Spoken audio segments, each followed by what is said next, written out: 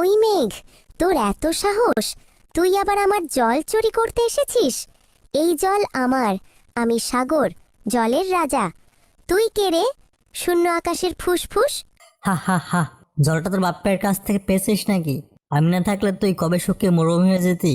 শোন, আমার বৃষ্টিতেই তুই এত বড় সাগর, লোনা পানির ড্রাম কোথাকার। ছোট লোক মেঘ কোথাকার, যার খাস তারই বদনাম করিস। জানিস না, আমার জল সূর্যের গরমে বাষ্প হয়ে তোর মতো চুনোপুটি তৈরি করে। তুই তো আমার বাচ্চা রে। বাচ্চা? হাসি পেল। আমি কোনো বাচ্চা কাচ্চা নই, আমি তোর বস। আমি বৃষ্টি না দিলে তুই কখনো পূর্ণ হতে পারতি না।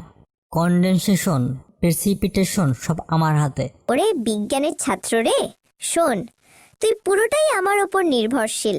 আমার জল না পেলে তুই বাংলা সিনেমার মতো ফ্লপ। হু হু, আমি ঘনীভূত হয়ে বৃষ্টি ফেলি, সেই বৃষ্টি নদী ধরে তোর কাছে এসে তোর পেট ভরায়। তোর মুখটা বড় হতে পারে, কিন্তু কাজটা আমিই করি।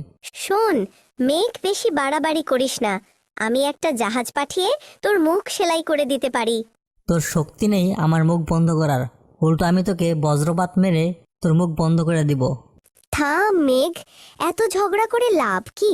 তুই বলছিস তুই বৃষ্টি দিয়ে আমাকে ভরিয়েছিস, আমি বলছি আমার জল বাষ্প হয়ে তোকে তৈরি করেছে। আমরা দুজনেই একে অপরের পরিপূরক। একজন আরেকজন ছাড়া এক মুহূর্ত বাঁচতে পারবো না। ঠিক বলেছিস সাগর, তুই ছাড়া আমি বাষ্প কিভাবে পাবো? আমি ছাড়া তুই জল কোথায় পাবি? আমরা একে অপরকে সাহায্য করি, আমাদের অহংকার মানায় না। তাহলে চল, প্রতিযোগিতা নয়, এখন থেকে একে অপরকে সহযোগিতা করি। তুই বৃষ্টি দে, আমি গ্রহণ করব। তোর বৃষ্টি নদী হয়ে আমার গহ্বরে মিলবে, আর আমি সূর্যের সাহায্যে তোর জন্য বাষ্প তুলে দেব।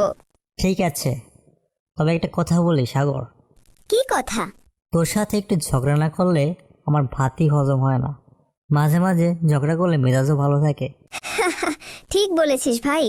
আচ্ছা, এখন না হয় ঝগড়া থাক, অন্য সময় দর্শকদের বিনোদন দিতে আবার না হয় করা যাবে।